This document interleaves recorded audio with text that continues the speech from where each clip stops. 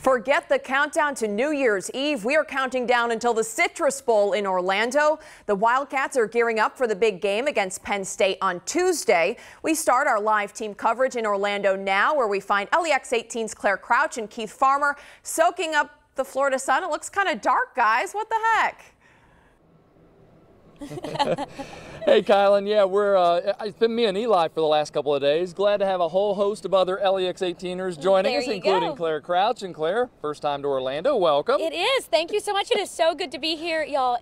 The weather is so nice. It is like summertime down here. It was like such a treat after we made the long drive down from Lexington yesterday and we got out of the car here in Florida. Oh, you could just shed all your layers and enjoy the warmth. Yeah. So sorry to brag, but it's nice to be here. It's like you have to, kind of. A little bit. All right, I know you're looking for like the hard-hitting news down here, yes. And that's what I have for you, okay? We've talked all week about how loose the guys are with Kentucky heading into the Citrus Bowl against Penn State. Well, some guys are even sporting a different look when it comes to their facial hair. Center Drake Jackson has received a lot of recognition for his unique look. We talked with him Saturday about his approach to that look. So Logan Stenberg did a little mustache because he was so embarrassed by his disgusting, chin hair, all that stuff. And then Mason Wolf did the handlebar, like the Hulk Hogan mustache. And I was like, well, I might want to switch it up, do this. This isn't going to stay for long because I get a lot of looks out in public. But and then Luke Fortner kind of did a little something. It's just, I don't know, it's kind of fun. I remember the previous 2 years we'd go to these bowl games and we'd see a lot of like the offensive linemen like do funny stuff with their facial hair just to try it out. And this is what I came up with. And yeah, it's really fun to kind of seeing what we can do with it. Does the heat bother it? It feels good. Here, I get a nice little breeze. Yeah. Because that breeze right there where it's just no hair. But this offensive line wants to do its best to get Benny Snell Jr. the record. He needs 107 yards to become the all-time leading rusher at Kentucky if he can do that on Tuesday. I keep saying Saturday. Tuesday. I know. We've lost all track of time. And that, of course, is what Big Blue Nation wants to see, too. Everybody is so pumped that Benny is actually playing in the game. So to see him, break a record would be amazing. A bonus. And, speaking of all of Big Blue Nation, all those fans, they're making their way down here to Florida. But they say blue gets in, and they definitely are. There's so much to do here in Orlando. Yes. I have been so surprised. And so there's a lot of incentive to travel down.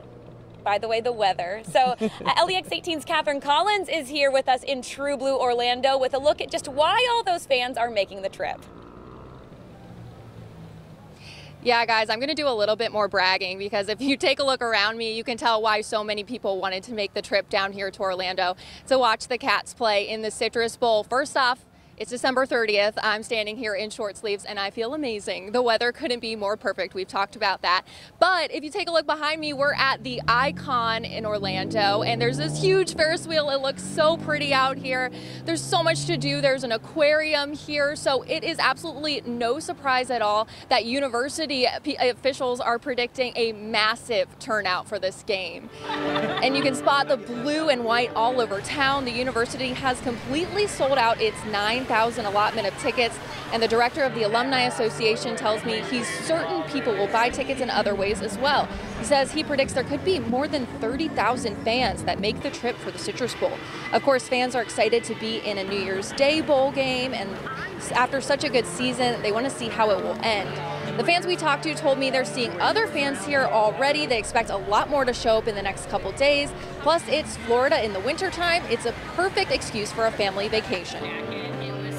A lot of families will be coming down here. The flight this morning was filled with kids and moms and dads, so they're going to probably hit the game and then also go chase the mouse around too. We pretty much go everywhere, so we don't miss too many of the trips, so we figured we'd take advantage. And when you can get weather like this, why not make the best of it? We'll have to wait and see on game day how that stadium looks. Is it more Wildcat blue or Penn State white? But fans tell me they are absolutely certain that stadium will be packed full of blue. Covering the news live in True Blue Orlando, back to you guys. All right, thanks. And Catherine was kind of talking about how, you know, the weather, and we're bringing that up, but it is a fact. I think that's what's bringing out a lot of the True Blue fans because, you know, a couple of years ago, Jacksonville, still a little bit cool, warm but in Florida, but then last year in Music City Bowl, definitely cold. So I think this is a little bit of a draw with the weather. It is a treat, and we've been a little bogged down in Lexington with rain and snow and all kinds of things. So it's such a treat for those of us who are coming from Lexington.